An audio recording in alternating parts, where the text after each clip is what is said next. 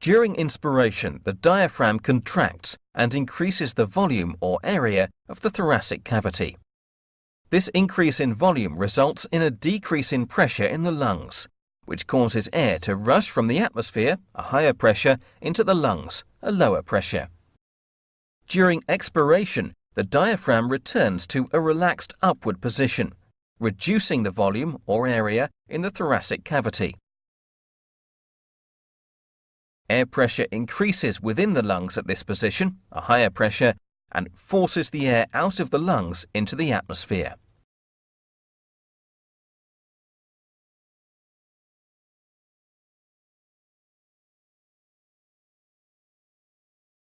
The main job of the lungs is gas exchange, pulling oxygen into the body and getting rid of carbon dioxide. Normally, during an inhale, the diaphragm contracts to pull downward, and the chest muscles contract to pull open the chest, which both help suck in air like a vacuum. And then during an exhale, the muscles relax, allowing the lungs to spring back to their normal size, which pushes air out. When you breathe in, air flows through the nostrils and enters the nasal cavity, which is lined by cells that release mucus. That mucus is salty, sticky, and has lysozymes, which are enzymes that help kill bacteria. Nose hairs at the entrance of the nasal cavity get coated with that mucus and are able to trap large particles of dust and pollen as well as bacteria, forming tiny clumps of boogers. The nasal cavity is connected to 4 sinuses, which are air-filled spaces inside the bones that surround the nose, called the paranasal sinuses. There's the frontal, ethmoid, sphenoid, and maxillary sinus. Those sinuses help the inspired air to circulate for a bit so it has time to get warm and moist. They also act like tiny echo chambers that help amplify the sound of your voice. And this is why you sound so different when you plug your nose, or if they get clogged with mucus during a cold. So that relatively clean, warm, and moist air goes from the nasal cavity into the pharynx, or throat. The region connecting the two is called the nasopharynx, and the part connecting the pharynx to the oral cavity is called the oropharynx. The soft palate, which is the softer portion of the roof of your mouth behind the hard palate, which is the part you can feel with your tongue, and the pendulum-like uvula hanging at its end move together to form a flap, or valve, that closes the nasopharynx off when you eat to prevent food from going up into the nasopharynx. Finally, there's the laryngopharynx, the part of the pharynx that's continuous with the larynx, or the voice box. Up to this point, food and air share a common path, but at the top of the larynx sits a spoon-shaped flap of cartilage called the epiglottis, which acts like a lid that seals off the airway when you're eating, so that food can only go one way, down the esophagus and towards the stomach. If anything other than air gets into the larynx, then you have a cough reflex that kicks it right back out. Now, once air makes its way into the larynx, it then continues down the trachea, or windpipe, which splits into 2 main stem bronchi. The point at which they split is called the carina. It then enters the lungs, and the right lung has 3 lobes, the upper lobe, middle lobe, and lower lobe. The left lung just has 2 lobes, the upper lobe and the lower lobe. The right mainstem bronchus is wider and more vertical than the left, which is why if you accidentally inhale something big that can't get coughed up, like a peanut, it's more likely to go into the right lung than the left. The mainstem bronchi then divide into smaller and smaller bronchi. The trachea and the first 3 generations of bronchi are all pretty wide and use cartilage rings for support. Now, taking a look at a cross-sectional chunk of this trachea, there's also a layer of smooth muscle, which has nerves of the autonomic nervous system in it.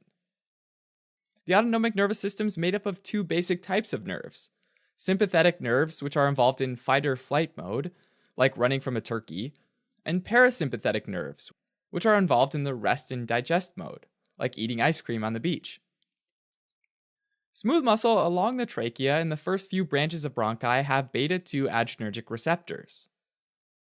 Going back to that turkey, when you're running, the sympathetic nerves stimulate those beta-2 adrenergic receptors, and this increases the diameter of the airways, allowing more air to get in.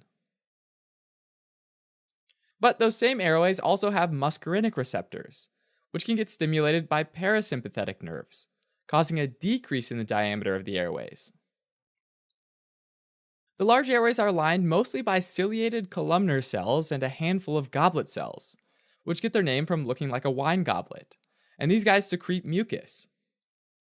That mucus helps trap particles, and then the ciliated columnar cells beat rhythmically to move the mucus and any trapped particles from the air towards the pharynx, where they can either be spit out or swallowed. This mechanism is known as the mucociliary escalator. After the first 3 generations of bronchi, though, the airways get more narrow, called bronchioles, meaning little bronchi, and these can stay open without the need for cartilage. Air is conducted through smaller and smaller bronchioles for about 15 to 20 generations, and collectively these are known as conducting bronchioles. These conducting bronchioles receive oxygenated blood from the bronchial arteries. The walls of those conducting bronchioles are also lined by ciliated columnar cells and mucus-secreting goblet cells, as well as a new type of cell called a club cell. These club cells secrete glycosaminoglycans, which protect the bronchiolar epithelium. These guys can also transform into ciliated columnar cells, so they help regenerate and replace damaged cells if needed. Now, all these cells of the bronchioles receive oxygenated blood from the bronchial arteries of the systemic circulation, which is important to keep in mind for later. The last part of the conducting bronchioles are the terminal bronchioles, and then after that, air gets to the respiratory bronchioles, which are unique because they have tiny outpouchings that bud off from their walls. These outpouchings are called alveoli, and there are about 500 million of them in the lungs. Eventually, the respiratory bronchioles end when there's nothing but alveoli. And at that point, the airway is called an alveolar duct, rather than a respiratory bronchiole. And this is the final destination of the inhaled air. The alveolar wall has a completely different structure than the bronchioles. There are no cilia or smooth muscle, and instead the wall is lined by thin epithelial cells called pneumocytes. Most are regular pneumocytes called type 1 pneumocytes, but some, called type 2 pneumocytes, have the ability to secrete a substance called surfactant. Surfactant helps decrease the surface tension within the alveoli and therefore helps keep them open. Just like the club cells, the type 2 pneumocytes are capable of transforming into type 1 pneumocytes, so they can also help regenerate and replace damaged cells.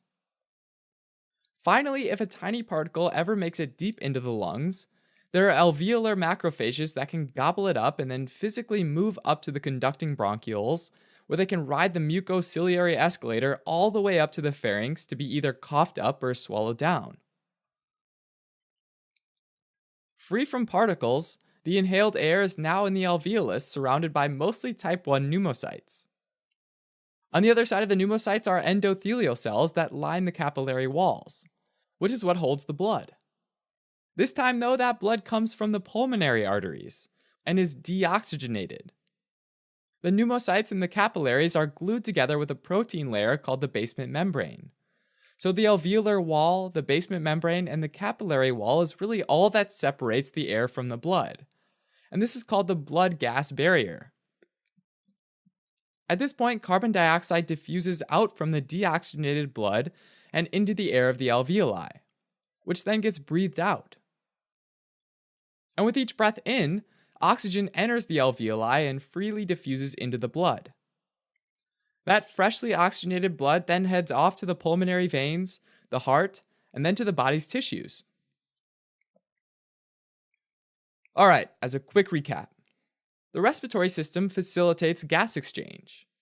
Oxygen in the air is inhaled and makes its way through the pharynx, larynx, trachea, large upper airways, conducting bronchioles, respiratory bronchioles, the alveoli, and finally the capillary to be sent to the body's tissue. Then carbon dioxide makes the reverse journey to eventually be exhaled into the world.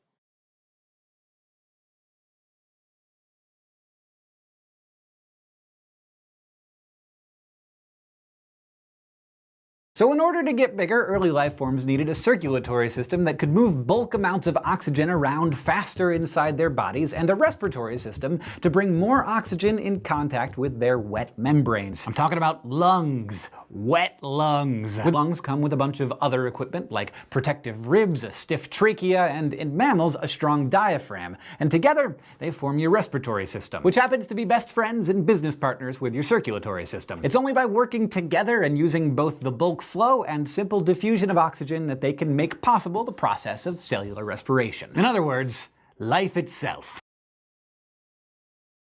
Pretend for a minute that you can't breathe. Like, you just don't have lungs anymore. You are some bizarre evolutionary oddity, a huge human-shaped organism that doesn't have a respiratory system. Instead, you get all of your oxygen the way that your oldest, smallest evolutionary ancestors did, by diffusion, when a material automatically flows from where it is concentrated to where it is less concentrated, so it balances out. Diffusion works really well, and one of the keys to efficient diffusion of any material is distance. If you want a molecule to diffuse across a space quickly, you want it to be as close to its destination as possible with the fewest obstacles in the way. But for a single molecule of oxygen to diffuse from the air through, say, your scalp and then go to a neuron deep inside your brain, it would have to move through your skin and then your skull and then your connective tissue, all sorts of things. It would eventually get there, like maybe a month later, but at that point the cell that needed the oxygen in the first place would have, suffocated to death. Basically, obtaining oxygen through diffusion alone is like wanting to go to a party at your friend's place across town and then walking 20 miles to get there. You could do it, but it would take forever, and by the time you arrived, you'd be all haggard and the party would be over. So diffusion alone isn't enough to get the job done. We do use it, but only when a whole bunch of the materials we need are right up against the tissues that can absorb them. So you know what else we need? Bulk flow. Bulk flow is like public transportation. It moves large numbers of molecules quickly. Rather than walk the whole way across town, you can hop on a bus with a bunch of other people and get there in 20 minutes. Every time you take a deep breath, you bring in about 100 quintillion oxygen molecules into your lungs all at once. They're on a bulk flow bus ride. And once those oxygen molecules filter down into the cells in your lungs, they're suddenly very close to the blood they're trying to reach. All they have to do is diffuse across 4 layers of cell membranes to get from the lung cell into the blood. It's like hopping off the bus and then walking a half a block to your friend's apartment. That's why your respiratory system is the way it is. It's set up to take full advantage of both bulk flow and simple diffusion. The bulk flow part of things is handled by some of your system's biggest and most obvious moving parts, starting with your lungs, which basically operate like a pump or a bellows. They don't have any contractible muscle tissue because they need to be able to expand, so they require outside help in order to move. Enter the diaphragm, a big thin set of muscles that separates your thorax from your abdomen. When your lungs empty, your diaphragm relaxes and looks kind of like an arc pushing up to squish your lungs. You also have the weight of your rib cage pushing on your lungs from the top and sides, and together these forces decrease the volume of your lungs. When you breathe in, your diaphragm contracts, pulling itself flat, and your external intercostal muscles between your ribs contract. They lift the ribs up and out, causing the chest cavity to expand. This makes the pressure inside your lungs lower than the air outside your body, and since fluids like gases move from areas of high pressure to low pressure, the lungs fill up with outside air. Then the diaphragm relaxes again, and the weight of the ribs settles in, and the pressure inside the lungs becomes higher than the outside air, and the air rushes out. And that, my friends, is breathing 101. Now, your respiratory system contains a lot of parts besides your lungs, some prominently displayed on your face, others hidden deep within your chest, and functionally all of these organs fall into one of 2 physiological zones. The upper parts that funnel the air in make up what's known as the conducting zone, and it starts with this thing. Your nose is supported by bone and cartilage and the bristly hairs and mucus inside it that help filter out dust and other particles. But it, along with your sinuses, performs another important function. It warms and moistens incoming air so it doesn't dry out those sensitive lung cells that must remain wet. Remember, moisture is key. We evolved from organisms that lived in water, so just like with our aquatic bacterial ancestors,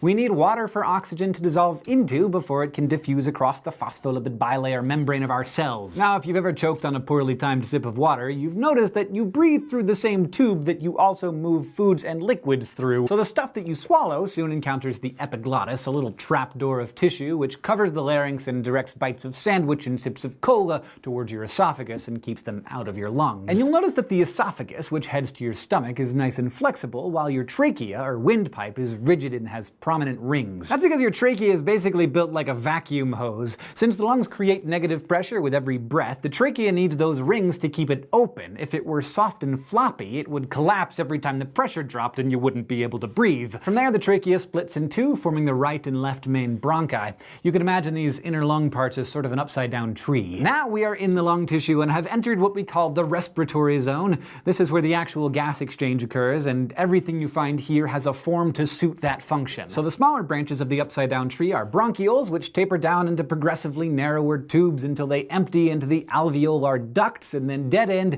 into tiny alveolar sacs, where the bulk of the gas exchange finally occurs. Because that's where each sac contains a cluster of alveoli, these tiny cavities lined with super thin wet membranes made of simple squamous epithelium tissue. It's here that oxygen molecules dissolve in the wet mucus, diffuse across the epithelial cells, and then cross the single layer of endothelial cells lining the capillaries to enter the bloodstream. And of course, it's also where carbon dioxide diffuses out of the blood and then follows the same route back up to the nose and mouth where it's exhaled. So it's your alveoli where diffusion meets bulk flow, because while you're picking up oxygen and dispensing with CO2 one molecule at a time, you're doing it in enormous quantities at any given second. Both of your lungs contain about 700 million alveoli, which together provide an amazing 75 square meters of moist membrane surface area. So the principles that make respiration possible are relatively simple: diffusion and bulk flow. And so are the mechanisms in your body that use them. It just took us about 400 million years to figure out how to make it all work.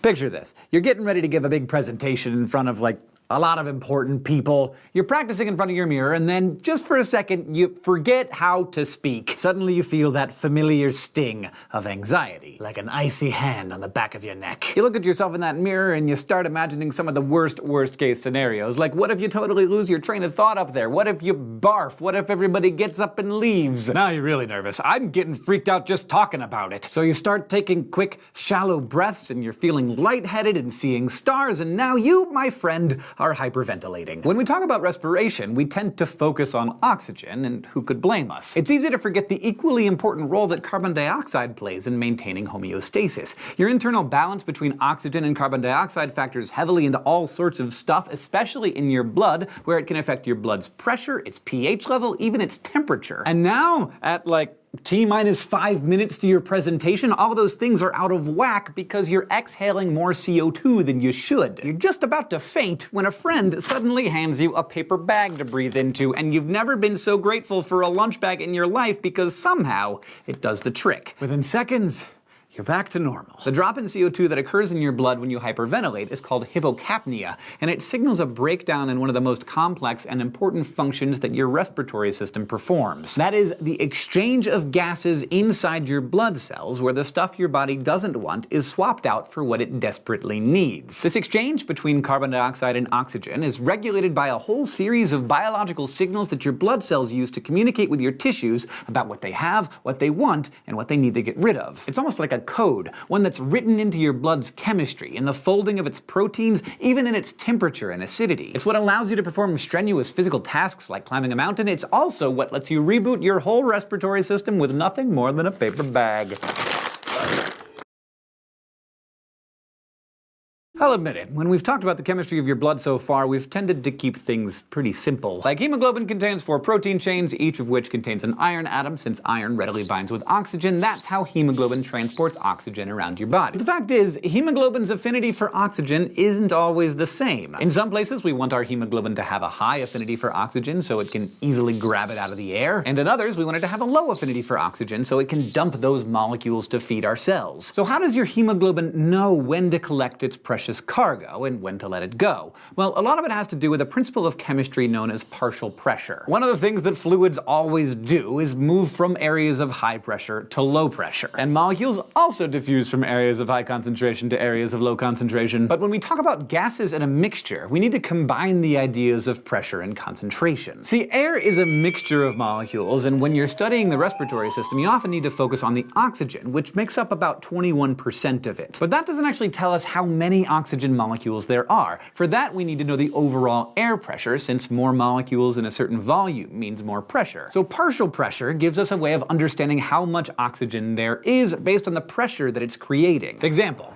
The pressure of air at sea level is about 760 millimeters of mercury, but since only about 21% of that air is oxygen, oxygen's part of that pressure, or partial pressure of oxygen, is 21% of 760, or about 160 millimeters of mercury. Now, that's just outside at sea level. When that air mixes with the air deep in your lungs, including a lot of air that you haven't exhaled yet, the partial pressure of oxygen drops to about 104 millimeters of mercury. And in the blood that's entering your lungs after most of its oxygen has been stripped away by your hungry muscles and neurons, the oxygen partial pressure is only about 40 millimeters. This big difference in pressure makes it easy for oxygen molecules to travel from the outside air into your blood plasma because, as a rule, dissolved gases always diffuse down their partial pressure gradients. This is why it's so much harder to breathe at higher altitudes. When you climb a mountain, the concentration of oxygen stays at about 21%, but the pressure gets lower, which means the partial pressure of oxygen also decreases to about 45 millimeters of mercury at the top of Mount Everest. So the partial pressure of oxygen at the top of the highest peak in the world is almost the same as the deoxygenated blood that's entering your lungs. So basically, there is no partial pressure gradient, which makes it really hard to get oxygen into your blood.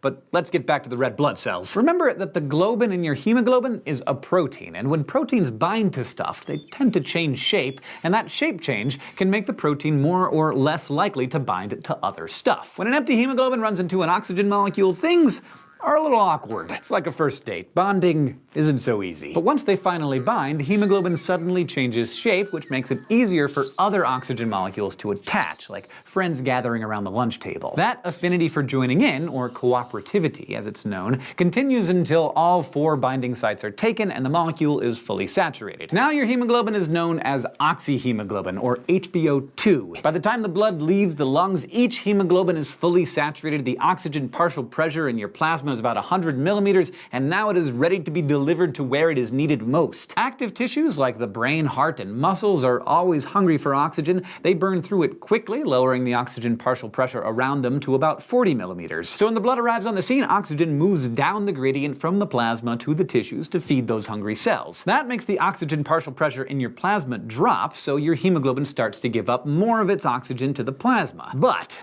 partial pressures are only part of what's prodding your hemoglobin to give up the goods. All of that metabolic activity going on in your tissues is also producing other triggers in the form of waste products, specifically heat and CO2. Both of those things activate the release of more oxygen by lowering hemoglobin's affinity for it. Say you're climbing that mountain again and your thighs are feeling the burn. Red blood cells saturated with oxygen are going to the muscle tissue in your quads, where the hemoglobin can dump a bunch of O2 because of the lower partial pressures of oxygen in your muscles. But a hardworking quad will also heat up the surrounding tissues, and that rise in temperature changes the shape of hemoglobin, and it does it in such a way that it lowers its affinity for O2. So when those red blood cells hit that warm, active tissue, they release even more oxygen, like 20% more beyond what partial pressures would trigger. But wait! There's more! Carbon dioxide triggers the release of oxygen too, because it also binds to the hemoglobin, changing its shape again, lowering its affinity for oxygen still more. And as oxygen jumps ship, the hemoglobin can pick up more CO2. Finally, just in case the hemoglobin isn't getting the message at this point, there's one more trigger that your respiratory system has up its sleeve. The spike in CO2 that's released by your active muscle tissues actually makes your blood more acidic. Since your blood is mostly water, when CO2 dissolves in it, it forms carbonic acid, which breaks down into bicarbonate and hydrogen ions. Those ions bind to the hemoglobin, changing its shape yet again, further lowering its affinity for oxygen. So now, at last, your tissues have the oxygen they need, and your red blood cells are stuck with all this CO2 that they need to get rid of. Your red blood cells ride the vein train back to the lungs, where they encounter a new wave of freshly inhaled oxygen. And when that O2 binds to the hemoglobin, which again is hard at first, it eventually changes its shape back to the way it was when we started, which decreases its affinity for CO2. So the hemoglobin drops its carbon dioxide, which moves down its partial pressure gradient into the air of your lungs so you can exhale it, and the whole thing can start all over again. Now, if that isn't enough to make you hyperventilate, I'm not sure what is. But this brings us back to that unfortunate episode you had before your big presentation. This whole complex code of chemical signals that I just described, well, it assumes that what your cells and tissues are telling each other is actually true. But as we all know, sometimes our bodies don't mean what they say.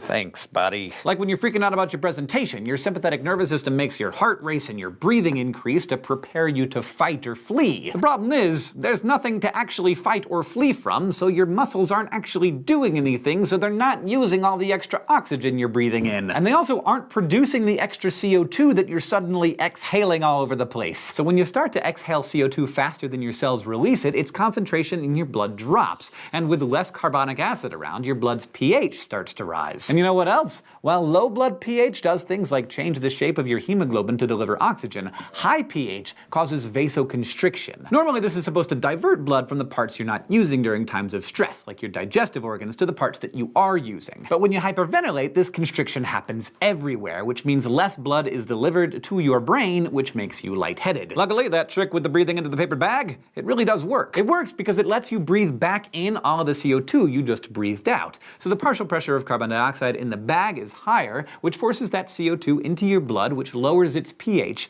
and you get back to homeostasis. And of course, homeostasis is the key to life. And you know, also to a successful presentation.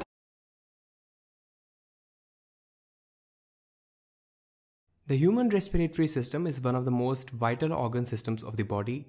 We breathe about 16,000 to 24,000 times per day, which exchanges about 11,000 liters of air with the atmosphere. In this process, the oxygen of the atmospheric air is delivered to the human body, which is then utilized by all the tissues, and the carbon dioxide which is produced by the human body is exported to the lungs and then exchanged with the atmospheric air.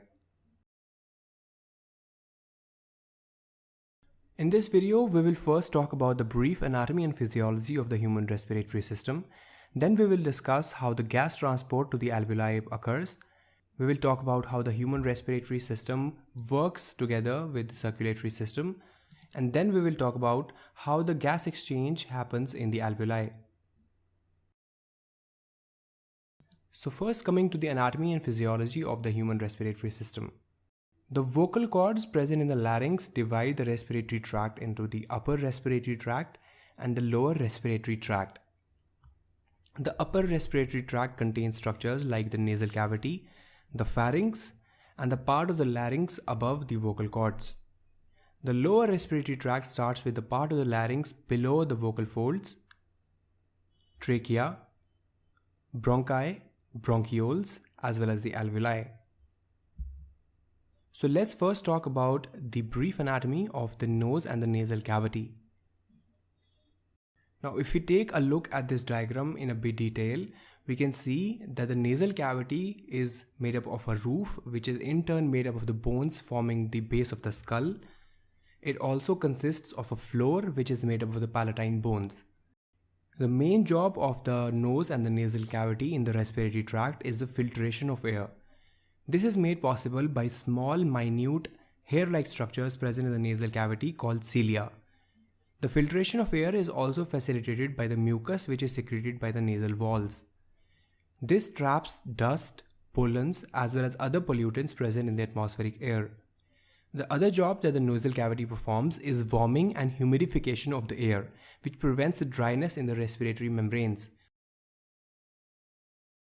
Oral cavity also serves as a secondary opening for the respiratory tract. The downside of this is that there is no filtration, no humidification, and no temperature regulation through the oral cavity.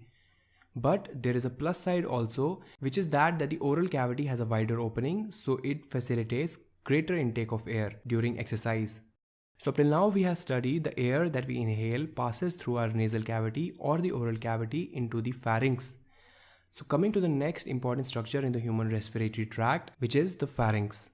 Pharynx is basically a muscular tube which lies behind the nose, the mouth, as well as the larynx, and it connects the oral and the nasal cavity to the larynx as well as the esophagus. Now the part in the blue you see is the part which is called the nasopharynx. This is the part which lies behind the nasal cavity. The second part of the pharynx is called the oropharynx, which is the part in the green which lies behind the oral cavity. And the third is called the laryngopharynx, which lies behind the larynx.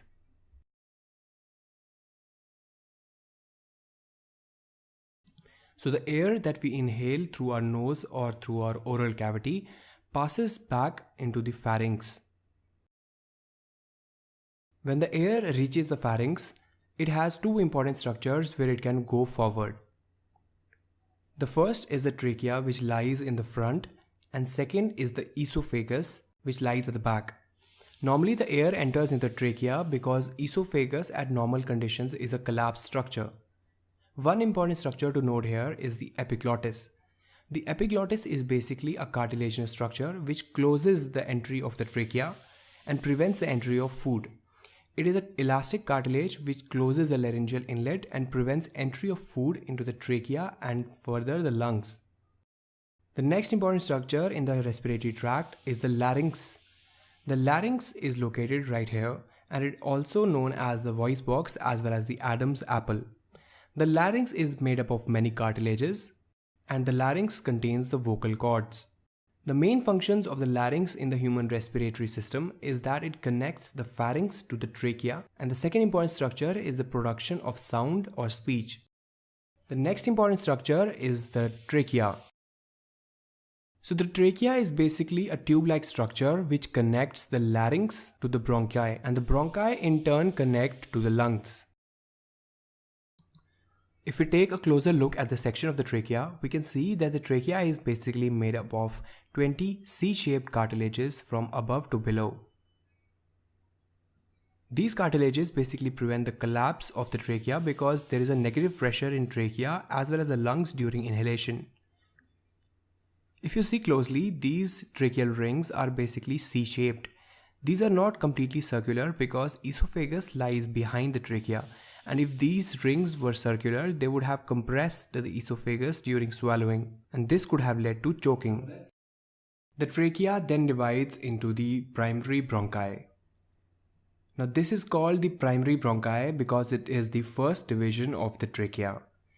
The primary bronchi then divides into secondary bronchioles, and then the secondary bronchioles divide into the tertiary bronchioles. Now what happens next is that these tertiary bronchioles again divide for about 20 divisions to form the conducting bronchioles. So you can see the tertiary bronchioles divide many times to form very small sac-like structures. The tertiary bronchioles lead into the conducting bronchioles. The conducting bronchioles then form a 4 to 5 division series of respiratory bronchioles. These respiratory bronchioles are in turn connected to the alveoli. The alveoli are sac-like structures in which the actual gas exchange happens.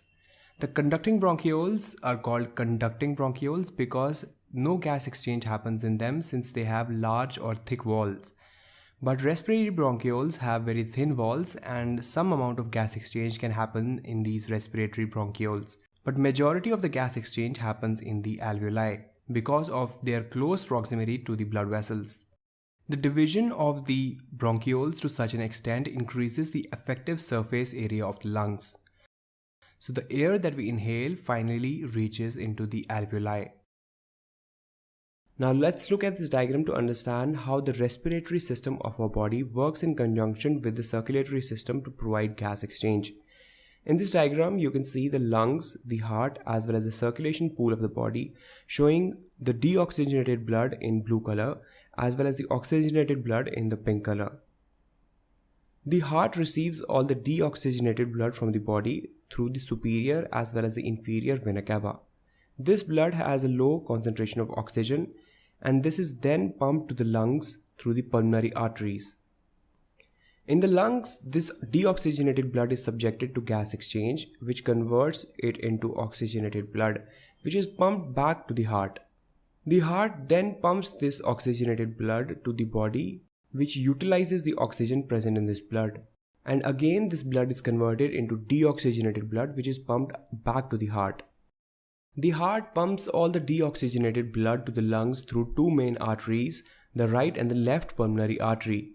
Just as we saw with the previous branching pattern, that a single bronchus almost divides 20 to 25 times before the formation of alveoli. The similar phenomena happens with the large blood vessels that enter into the lungs. These blood vessels also divide several times, which leads to formation of small capillaries that are in extremely close contact with the alveoli. Due to this, the cardiac output that comes in the large vessels divides into many small streams of blood. This leads to exposure of the 5 liters of blood coming through the heart to almost 250 to 300 million alveoli per minute. Due to this, a rapid gaseous exchange happens between the alveolar air and the blood that is exposed to the alveoli. Now let's try to understand how the actual gas transport happens inside a single alveoli. So the air that we inhale passes through our respiratory tract deep into our body into a bunch of structures called alveoli. Well, this is important to create a very less distance between the alveolar air and the blood. Now to understand this, take a closer look at this section of an alveoli which are attached to the end of a respiratory bronchiole. You can see that a bunch of alveoli are surrounded closely by blood vessels. If we take a single alveoli out of this bunch and magnify it under microscope, we can see that the alveoli is completely surrounded by a single capillary, but in reality they are surrounded by multiple capillaries to have very close contact with the blood. In these capillaries, the deoxygenated blood enters from one side, it exchanges the gases with the alveolar air, and finally oxygenated blood is released from the other side. If we take a closer look at the junction between the alveoli and the capillary wall, you can see that the green side represents the space inside the alveoli. The cells in the sky blue represent the alveolar epithelium. On the other side, we have the blood vessels which contain the RBCs, and the wall of the blood vessel is the endothelium. In between them is the basement membrane which separates these two cell layers. So you can see clearly that the air that we inhale in the alveoli is in very close proximity, which is approximately few micrometers from the blood vessel. Here comes the role of difference in the concentration of gases on either side. Most of you know that the diffusion occurs due to the difference in concentration of a substance on either side. So if we take a look at the concentration difference of the alveolar air and the blood of carbon dioxide and oxygen, we can see that the alveolar air has a low concentration of carbon dioxide as compared to the blood, which has a higher concentration, whereas opposite of that is true in case of oxygen, where high concentration of oxygen is present in alveolar air as compared to low concentration of oxygen in the blood. Due to this, the high concentration of carbon dioxide is exchanged with the alveolar air and the carbon dioxide is released outside in the atmosphere, whereas the fresh oxygen that is coming through the alveolar air is transported to the blood and the blood is made oxygenated. So the blood coming on one side of the capillary, which is a deoxygenated blood, is converted into oxygenated blood on the other side. This oxygenated blood is then sent to the heart, and the heart then pumps this oxygenated blood to whole of the body, which is then utilized.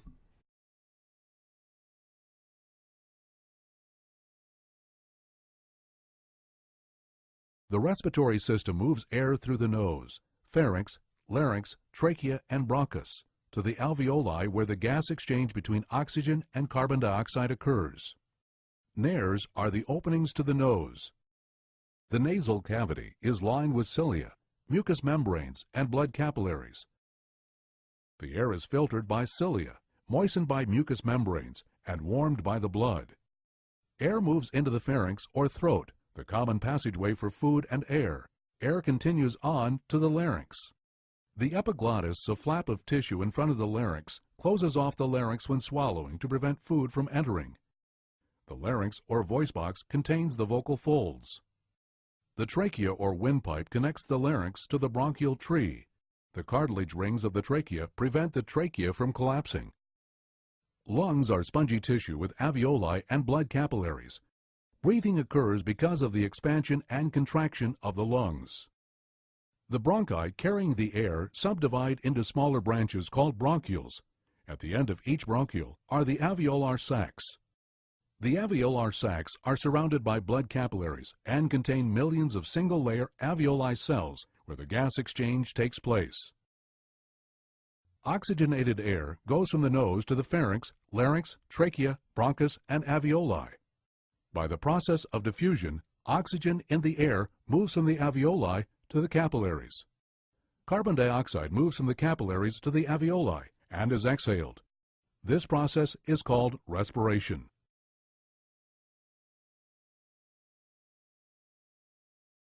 So imagine you have a molecule of oxygen. It has to first get into your mouth, or I guess it could also go through your nose. And it's going to join up either way and go down into your trachea, right? And from there it can split off to your left lung or your right lung. Let's say that we're facing this person. On the left you've got one big lung over here with a little cardiac notch for the heart. And on the right side you've got the second lung, of course, and this one does not have any spot for the heart because it sits on the other side. And what I wanted to do is actually kind of zoom in and focus on this little alveolus right here, because we know we have millions of these alveoli in the lungs, and that's where all the gas exchange is happening. But exactly what happens needs to be clarified. We need to kind of zoom in and get some details. So let's focus in on what happens here between the alveolus, which is the last part of that bronchial tree, and the blood vessel.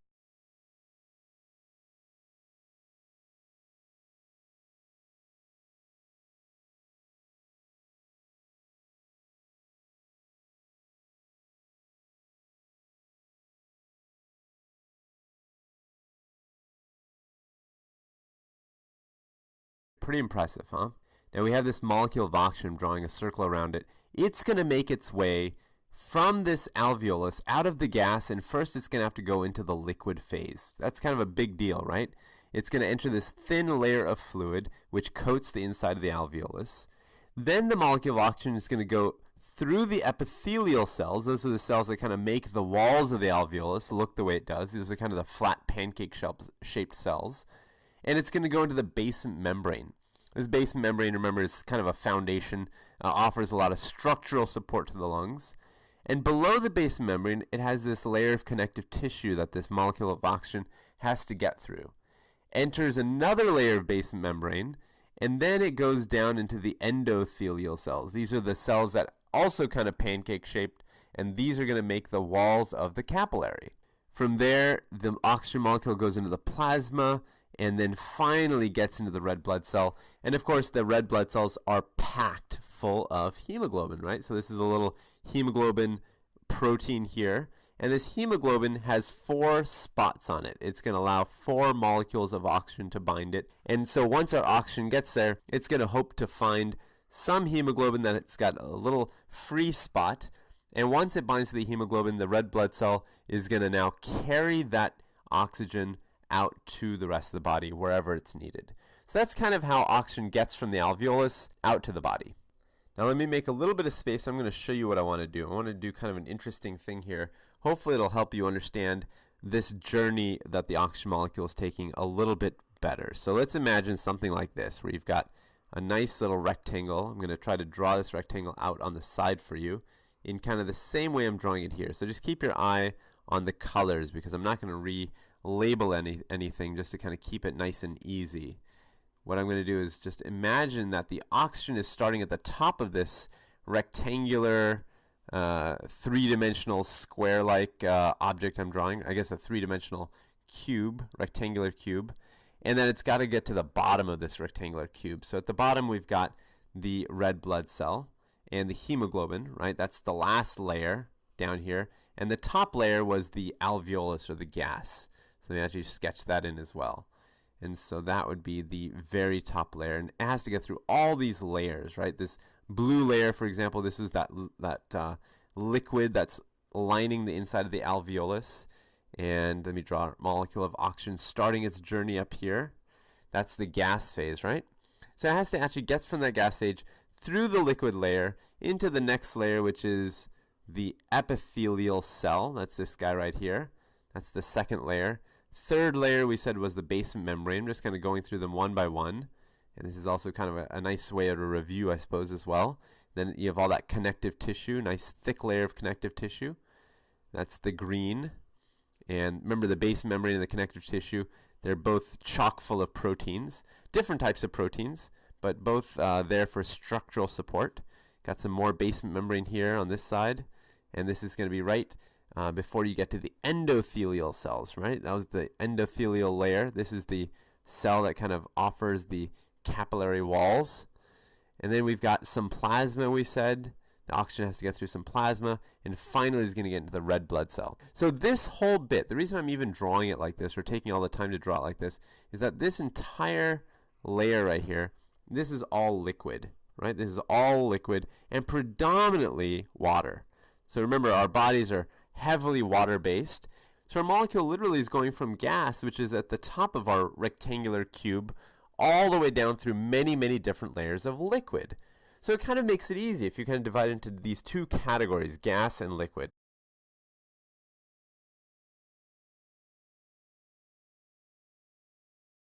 Fresh air entering the lung carries oxygen with a PO2 of 160. The presence of moisture in the lung results in reduction of the PO2 to 104.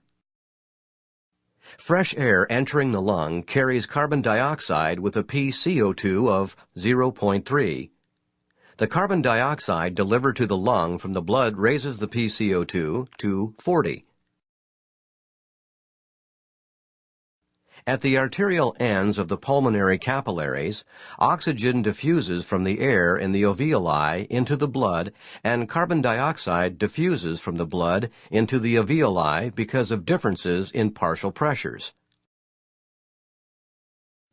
As a result of diffusion, at the venous ends of the pulmonary capillaries, the PO2 in the blood is equal to the PO2 in the alveoli, and the pCO2 in the blood is equal to the pCO2 in the alveoli.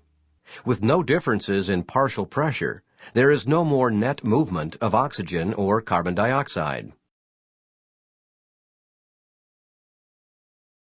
Oxygen diffuses out of the arterial ends of tissue capillaries into the tissue fluid, then into the cells, and carbon dioxide diffuses out of the cells into the tissue fluid, then into the blood because of differences in partial pressures. At the venous ends of tissue capillaries, the PO2 in the blood is equal to the PO2 in the tissue fluid, and the pCO2 in the blood is equal to the pCO2 in the tissue fluid, resulting in no more net movement of oxygen or carbon dioxide.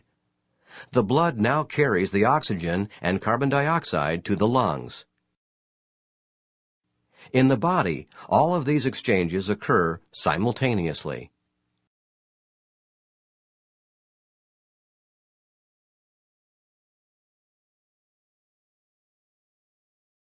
Hemoglobin gives up its oxygen as red cells travel through capillaries in tissues where there is a low content or partial pressure of oxygen. The partial pressure of oxygen represents the level of dissolved oxygen in plasma. As oxygen is released and again is carried in solution, the partial pressure of oxygen in the capillaries becomes greater than the partial pressure of oxygen in the surrounding tissues. This causes oxygen to move out of the capillaries into the tissues and to finally reach the cells. This graph, the oxygen dissociation curve of hemoglobin, shows why hemoglobin is particularly suited to its role in transporting oxygen.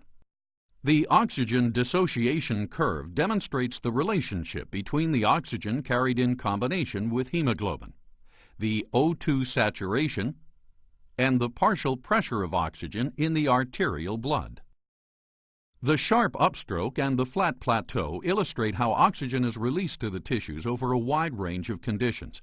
Its shape means that although the partial pressure of oxygen in the blood returning from the lungs and being pumped out by the arteries may be reduced to only 50% of the normal value, say due to lung disease or high altitude, hemoglobin will still be 85% saturated with oxygen.